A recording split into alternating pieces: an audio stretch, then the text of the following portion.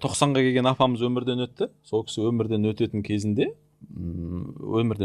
жақындаған кезді ғой, күйеуі ертерек өмірден өтіп кеткен. Бала емес, басқа емес, күйеуін іздеді дейді да. Ей, пәленше. Жаңағы, енді вроде бір өлім мен өмірдің арасындағы сандырақ сияқты момент қой, бірақ өте маңызды шешуші момент.